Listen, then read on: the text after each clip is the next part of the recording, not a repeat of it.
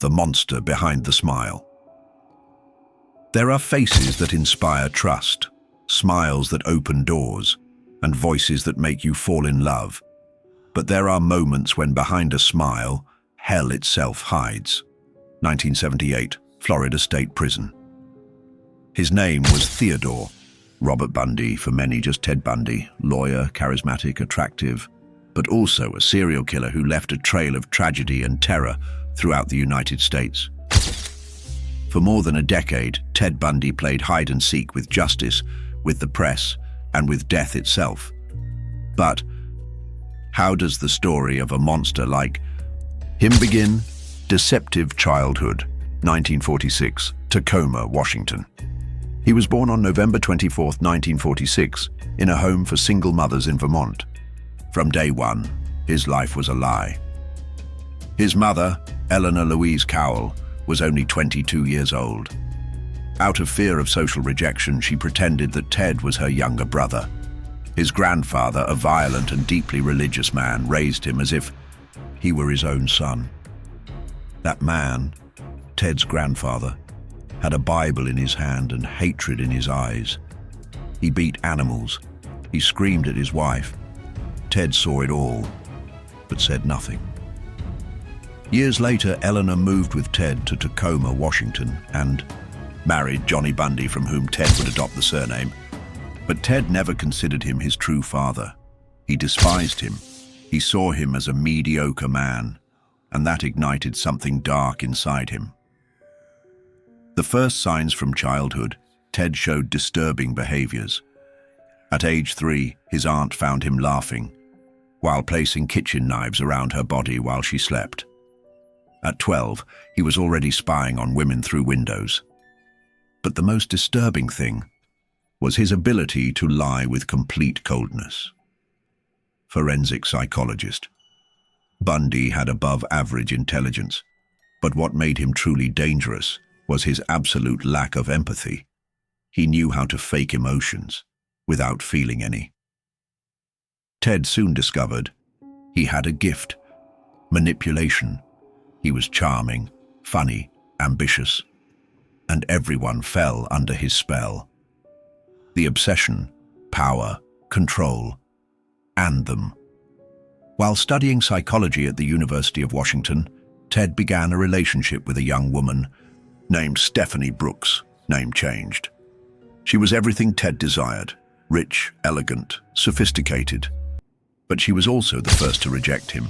When Stephanie left him for considering him immature and directionless, something broke inside him. Ted Bundy. It wasn't just losing her. It was the humiliation. It was failure. I couldn't allow that. Years later, when Bundy had achieved prestige, he went back to look for her. He pretended love. He won her back. And when she fell in love again, Ted abandoned her without saying a word, just to feel he had control. That was the pattern that would mark the rest of his life. He wasn't looking for sex. He wasn't looking for love. He was looking for power. The first crimes in 1974, the disappearances began. Young women with brown hair, long, parted in the middle, all similar to Stephanie. The first known victim, Linda Ann Healy, a University of Washington student. Ted entered her house in the middle of the night. He brutally assaulted her and took her with him. He left no traces. Then would come Donna Manson, then Susan Rancourt, and then Brenda Ball. They disappeared without witnesses, without evidence, only silence, and a face no one suspected. The method Bundy perfected his technique. He was meticulous. He studied his victims for days. He used a fake cast or crutches. He pretended to be injured. He asked me to help him carry some books to his car. He seemed harmless, polite. Who wouldn't help a nice guy with a broken arm? Once they were near the car, the change was immediate. A blow with a crowbar, a push, the muffled scream, and then darkness. Dinner with the monster in parallel, Bundy worked for a political campaign. He shared dinners with senators, lawyers, public figures. Recreation. Senator laughing. That Ted, so brilliant, a true gentleman. Ted, smiling. I just do what I can, for the good of the country. No one suspected that this same man, when night fell, hurt innocent people and returned to sleep as if nothing had happened. The Forest of Horrors. On the outskirts of Issaquah, Washington, police found the remains of several women, skulls stacked. Torn clothes, some were carefully buried, others simply left in the open. There were signs of disturbing acts. Ted returned to visit the bodies. He talked to them. He combed their hair. He dressed them, criminal psychologist. For Bundy, the victims never stopped belonging to him. His control went beyond life. The first suspicion, a woman named Liz Klopfer, who was Bundy's partner at the time, began to notice strange things. Handcuff, keys in his car, crowbars, bags with stained clothes. But every time she confronted him, Ted denied everything with a perfect smile. She was one of the first to call the police with suspicions. But the authorities had no evidence. Bundy's name appeared on a list of more than 2,000 suspects and was filed away. Lake Sammamish. The darkest day on July 14th, 1974, in broad daylight, in a park full of people, Ted Bundy committed his most audacious act. With his arm in a sling, he approached several women and asked them to help him load his boat onto his car. Some refused, but 2 of them accepted. Janice Ott and Denise Naslund disappeared the same day in broad daylight. Witnesses remembered a handsome man with gentle manners who said his name was Ted. The Hunt Begins police finally had a name. But Bundy had already moved to Utah, and there, a new wave of crimes would begin. The monster was moving fast, and the country still didn't know the horror that was about to be unleashed. What began as a shadow in the night was about to become a bloody storm, because Ted Bundy had not yet shown the worst of himself. New beginning, new victims. Salt Lake City, Utah, September 1974. Ted Bundy had moved and enrolled in the University of Utah Law School. His accent changed, his routine changed, his name didn't. But something hadn't changed. His hunger. Quick, cut between victims' faces, frightened eyes, deserted places at dusk. During the following weeks, several young women disappeared. Melissa Smith, Laura Aim, Nancy Wilcox, all kidnapped with the same method: sympathy, deception, and brutality.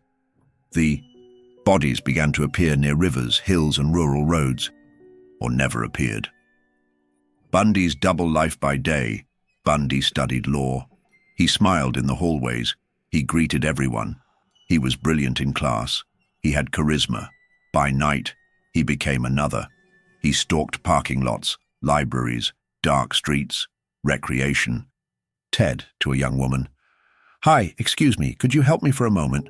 I have a broken arm and I need to load something in my car. And the cycle repeated again. Trust, deception, silence, violence. First mistake. On November 8th, 1974, Bundy made his first big mistake. On the Utah State University campus, he tried to kidnap Carol DeRonch, an 18-year-old woman. He posed as a police officer. He said someone had tried to steal her car. She got in his Volkswagen. But when he took out the handcuffs, something didn't fit. Carol DeRonch. Dramatized voice based on real interviews. I saw the gleam in his eyes. It was as if he had taken off his mask. Then I knew I had to escape or something terrible would happen. Carol fought. She screamed. She kicked. She jumped from the car while Bundy tried to handcuff her. She ran toward a passing car and survived. Police. Closing in that night, police received the first detailed description. Beige Volkswagen. Brown hair, medium height, attractive. Days later, an officer saw that same car prowling around the city. He stopped it. He checked the trunk. He found handcuffs, a crowbar, duct tape, a ski mask. Ted Bundy was arrested, but with his charming smile and his legal training, he asked to represent his own defense.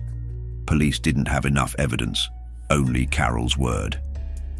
Bundy was convicted of kidnapping, not for the more serious crimes, and he was transferred to a jail in Colorado. But this was only the beginning. The first escape in June 1977, Bundy achieved the unthinkable. During a session in the courthouse library, he asked to research his case. The guards left him alone for a few minutes, recreation with tense music. He opened the window, he jumped from the second floor, and disappeared among the trees. He was a fugitive for 6 days. He lived in the mountains. He stole food, but lack of food and an injury gave him away. He was recaptured. He returned to prison. But Ted didn't know the meaning of giving up. The final escape, December 1977. Garfield County. Jail, Colorado. Ted had lost 15 kilos. He had been digging a hole in the ceiling of his cell for weeks, in silence. One night, he simply disappeared. He had crawled through the lighting system to an empty room. He stole clothes from an officer and walked out the front door. For the second time, justice had lost him. Florida. The tragedy, Bundy traveled by bus to Chicago, then to Atlanta, and finally to Tallahassee, Florida. He used false names. He enrolled in a gym. He began to steal. He slept in cheap motels. But inside, the darkness was growing. On January 15, 1978, he entered the Chi Omega University residence at Florida State University. In just 15 minutes, he attacked 4 young women. 2 lost their lives, Lisa Levy and Margaret Bowman. The other 2 survived, with serious injuries. He used a broken piece of wood as a weapon. He hit, he bit, he strangled, and fled in silence. That same night, he attacked another woman in another nearby apartment. But she survived. The city went into panic. The last attack a month later, Bundy kidnapped Kimberly Leach, a 12-year-old girl from her school. She was his last known victim. He took her by force. He hid her. And days later, he committed the most terrible act. Her body was found in an abandoned hut. Police this time wouldn't let him escape. The final capture on February 15, 1978, an officer stopped a stolen car in the city of Pensacola, Florida. The driver seemed nervous. He had no license. He had a confusing story. When he was taken to the station, the officer looked at his face and knew exactly who he was. Police officer. He said, "I think you're going to be famous for this," and smiled. It was Ted Bundy, the criminal who had fled twice, the face that all the newscasts showed. Finally, he was back in custody. The killer exposes himself during interrogations. Bundy appeared calm. He denied everything. He asked to be his own lawyer. He studied the documents. He played with the press. For him, it was a stage. And he was the protagonist, forensic psychologist. Ted had no remorse, only strategy, only ego, only show. The shadow of evil 4. Many victims. It was already too late. But for the first time, Bundy was surrounded by evidence, witnesses, fingerprints. And this time, justice didn't plan to lose him. His trial was about to begin. A trial that would be televised, analyzed, discussed, and that would show the world the true face of evil. The charmer would become the accused, the law student, his own defender, and Bundy's smile would soon stop shining. The trial of the century and the mind of the psychopath. There are criminals who face justice in silence, and others who challenge it until their last breath. Ted Bundy didn't just try to escape from prison, he also tried to escape from the truth. This is the story of his downfall and of the monster who finally stopped smiling. Welcome to the show. That courthouse in Dade County, Florida, had never witnessed anything like it. It was June 1979. The cameras were on. Journalists occupied every corner of the room. And in the center of it all, Ted Bundy, the defendant, was representing himself. He smiled, he joked, he looked directly at the cameras. He was a serial killer, but he acted like a television star. For him, the trial wasn't a punishment. It was a stage. The charges were brutal, double murder at the Chi Omega house, physical assault, attempted extreme violence, kidnapping of minors, and more. But Ted Bundy denied it all. The trial of the decade, the prosecutor had solid evidence. Bite marks on Lisa Levy's body, testimonies from surviving victims, blood traces, witnesses who saw him flee. The defense, in Bundy's own hands, seemed more like a spectacle than a strategy. Ted Bundy before the jury.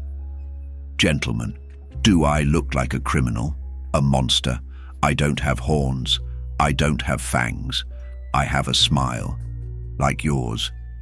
But the prosecutor didn't fall for the game, and he presented a key piece, the bite on the victim's body. The forensic expert demonstrated with dental molds that the bite matched exactly with Bundy's teeth. In his attempt to be the perfect lawyer, he let slip the only thing he couldn't hide, his own teeth.